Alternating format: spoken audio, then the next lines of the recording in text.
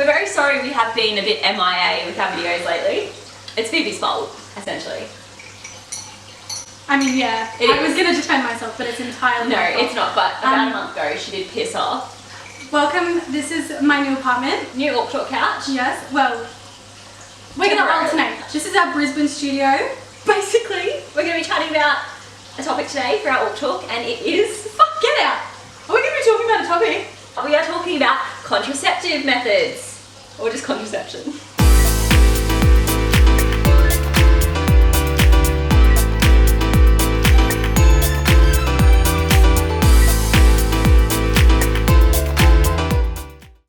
About all things contraception.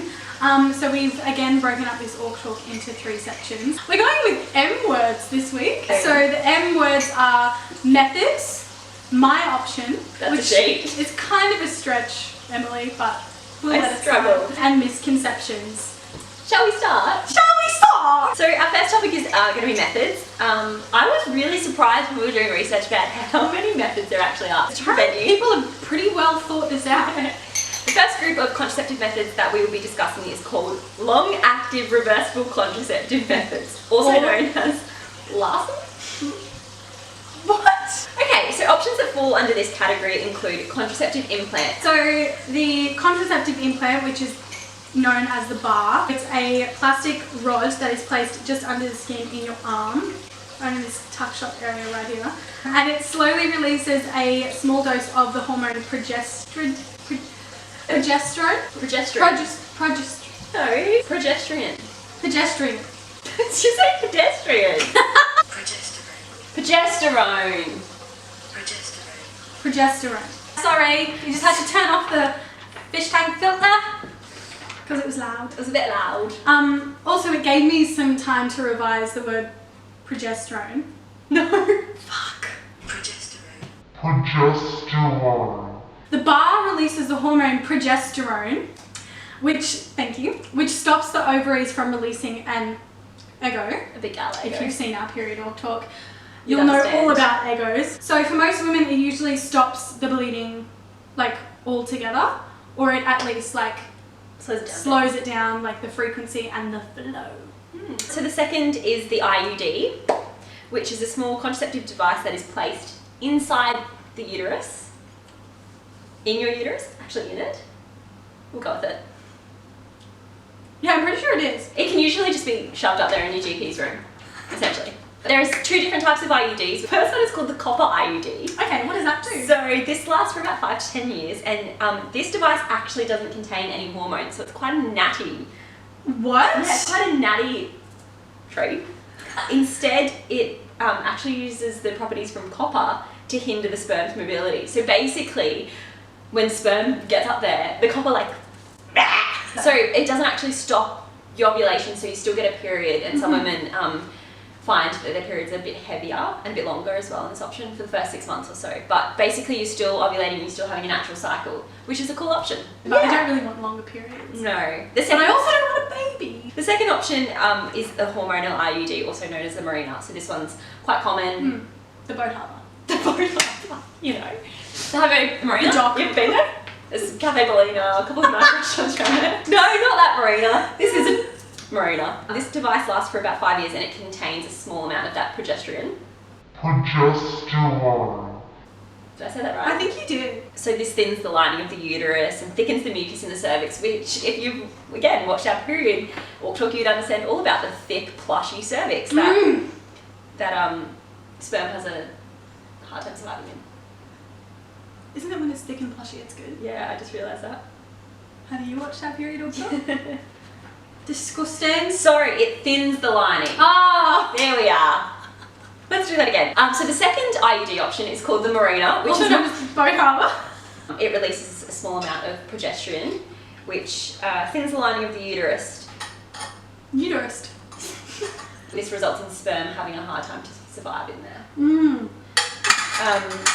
It really kills the sperm's game. It sure does. It's hard to flirt and get it on with an ego when you're covered in mucus. But most women experience irregular bleeding for the first 6 months on the IUD Marina, but then they just usually stop completely, any bleeding. The next one is another one that is quite new to me, which is the contraceptive injection, also known as the depot. So you know how the agricultural industry like injects cows and chickens with like hormones. Essentially it's that. Yeah, it's that. But to get you not pregnant. You go in every 12 to 14 weeks to get this injection. Just like a regular appointment, go in, shoot up, thanks. So it stops the ovulation altogether. And again, with this method, women will notice a change in their bleeding. Either it will like slow down, become less frequent, less plushy, Yeah. or it'll just fucking stop altogether. Moving on, the second group of contraceptive methods, which I have titled myself, it's called pills and rings. Pills and Rings. we're overdosing. The combined pill is obviously one of the methods here. Probably the most common and well-known and probably used contraceptive method. I would say so, yeah. We clearly haven't done our research. You're like, this is probably like the first week is I'm like, yeah, I reckon. We've never self-proclaimed ourselves as doctors or experts. No, never. So this little pill that you take in the morning or whenever actually, just daily. This pill contains estrogen and progesterone, which stops ovulation and hence stopping the fertilization as there is no egg hanging around for the sperm to be... Oh, that's... This was my ego. I'm going to do this. I was being the sperm. There are various different types of pills that contain different amounts of hormones. But yeah. Yeah, so there's some pills that you can go on for like acne. Again, lots of research. Tell me about a vaginal ring, please. Okay, I had never heard of this No, neither. before the research, the extensive research that we performed. It looks like, you know, like those The gel bracelets? Yeah, That's what it does. looks like. Yep. Yeah, but it has a bunch of hormones in it. But apparently it's a one-size-fits-all ring, which, look, Disturbing. that in itself is problematic because Yeah. I've seen a lot of different... See? Have you? No. But I've heard that pussies are different shapes and sizes. So you put it up you, put it up you, and it releases the same hormones as the pill from your vag into your bloodstream. And so it basically is the same as the pill, it's just a different way of Releasing it. It stays up there for 3 weeks of the month, and then you take it out, your body bleeds, and then you put another Ring. up you. Pills and Rings. So essentially it's like the exact same process as a pill. Does the same thing, you bleed for a week, you keep it up there for a week, Yeah. for 3 weeks. And we're just really not sure about how you get it out. Why does everything have to go up us? Yeah. It's disturbing. What? Do you know what I was just about to say? What? I was gonna say they should come up with like something to put on the dick. On the that just That would be great. they could like make it out of latex. They could put a little knob at the end so to they catch could- the. That would be so smart. And they come up with something like that. All right, if you guys want to invest in my dick shield idea, So that's called the dick shield. yeah. Our third group is called barriers. So this includes our condoms. Similar to, I guess, a dick shield. Sorry, I'm not familiar. But what was surprising me is there's also a thing called a female condom and a diaphragm. Okay, so a female condom. Look, this confused us. Yeah. So the female condom is a loose, non-latex pouch with a flexible ring, kind of like the gel bands, at each end. It's a big schlong. One ring sits at like the end of your vagina. You being the ring, sorry. No, you be the vagina, I'll be the ring. Okay, all right. So are you the ring? Yeah. So I'll be the vagina. This is the entry point, and then through here, the pouch like goes into the vag, and then there's like another flexible ring at the other end that stops the sperm from getting into the uterus. Yeah. It's a lot. Seems It's troublesome. Very Cool. similar to the diaphragm, which is similar, I guess. You said that. Okay, well it is similar. It's a soft, shallow silicone dome that fits into your vagina. So this one actually goes in your vagina and covers the opening to the uterus, stopping sperm from getting through. So it's like a shield. And so for that, once you've had sex, you've got to actually leave it in there for 5 hours Yeah. so that The sperm, the sperm dies off. But I was like, can't that still get you pregnant? Because can't sperm live up to you for 5 days, whatever. But apparently it can't live in your vagina for 5 days. It can It's live gonna like in your ute daddy. in your like soft, plushy fertile home. She's just such a good host, isn't she, that She uterus? is. She gives fucking tea and biscuits Hospitality. to every little spermie that comes through. So we then have a permanent method. So this is basically having your tubes tied, but it's where a clip is put on each fallopian tubes to stop the release of the egg. Similar, actually total opposite, not similar at all. It's called vasectomy. Explain what this is. Okay, I'm going to read word for word verbatim what Emily wrote. It says, which is where the tubes that carry sperm to the balls to the penis are cut so there's no escape for them. Makes sense, right? Basically, the sperm sits here in the balls.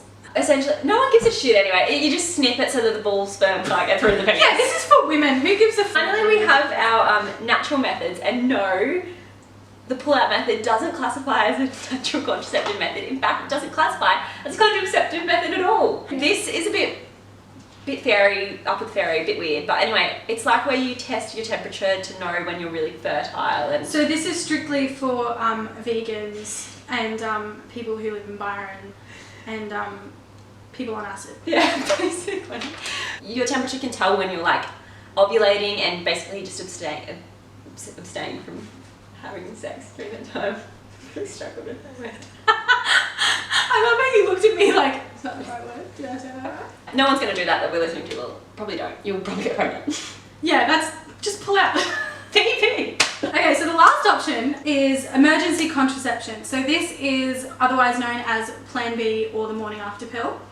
What the morning after pill actually does is it prevents and delays the release of your egg. Say you were due to have your egg released and you've had sex, the morning after pill will prevent it, hold the egg essentially, or kill the egg before it's released. But, surprise, if your egg is released that day and then you have sex and your egg is already fertilized in that process, and then the next morning you go and get the morning after pill, it's a little bit too late. Your egg can already be fertilized.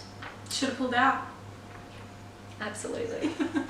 That wraps up our, what was that category called? Methods. The next one is called my option. So we're just going to chat about our contraceptive methods. I was on the pill for about 5 years, so when I was like in grade 11 till 5 years. And it was fine, but I kind of did a bit of research and I just decided I wanted to take a more natural approach to all those hormones and shit like that. So now I just use condoms every single time. Most of the time. Yeah, okay, there we go. 60-40. Phoebe, what about you? Misconceptions. I too was on the pill. Then she had her tubes tied. There we go. Yeah. Then I got a vasectomy. Okay, misconceptions. So the first misconception, and probably the biggest one of all, is that all contraceptive methods prevent SDIs. When I write these notes, I do it so fast, I'm just going through it. So maybe I slipped and hit the D instead of the T. So sexually diseased infections. Okay, so this is completely false. The only thing that can prevent you from SDIs is logic, because they are not real. It's an STI. We're confusing them. It's meant to say STIs, you get it, right? Yeah. So the misconception is that all contraceptive methods prevent STIs. This is entirely false. The only thing that can prevent you from STIs is condoms or dick shields. Hit me up if you want to invest. The second misconception, which is another goodie which I found quite interesting and I only learnt quite recently. Slow down. Fast forward again. So another misconception that I only recently figured out as well. Okay, speed up. The second misconception, which is another one that I only quite recently found out. Did you know this one? How about I tell it first? Okay, so the second misconception, another misconception. What the? Now I'm stuck. What is wrong with you? The second misconception we've got here is that you still have a period on the pill. Now I actually only learned this quite recently as well, but it blew my mind. That you don't actually have a period on any hormonal contraceptive. So essentially it's not a period, it's just withdrawal bleeding. Because you're not actually releasing an egg to fertilize or to then break away, be released. So there's no actual period bleeding, it's just withdrawal blood. So this one, Yeah, you're reading it right. Sorry. This one says, the misconception is that the pull-out method prevents pregnancy. Sorry. Okay, let's read on, because I'm confused. It says, Surprise. some ejaculate, that word's nice, isn't it? Filthy as well. Might be released before the man actually begins to climax. A whopping 20% of couples using the pull-out method fall pregnant each year.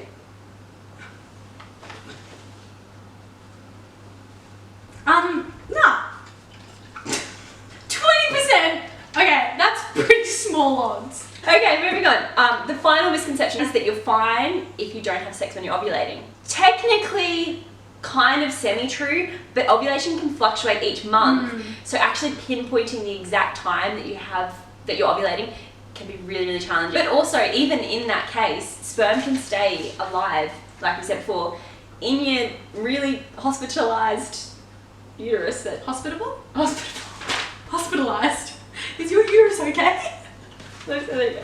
Sperm can stay alive in your hospital ball. That's excellent. Sperm can actually stay alive in your uterus Yeah. for up to 5 days. We forgot to add this in, but you can also, one of the best means of contraception is abstinence. Absolutely. That's actually No what your judgment. option is, isn't it? That was what your method was. Abstinence? Yeah. Yeah. I got a vasectomy just in case, but yeah, I'm a celibate. But anyway, I hope you learned something, because I'm sure you did. No, I'm sure no one knows about the copper IUD, I'm certain. Or about the ring. But anyway, thanks again for watching. Yeah. Let us know if there's any other. Stay safe. Stay kid-free. Bye, guys. Bye, guys.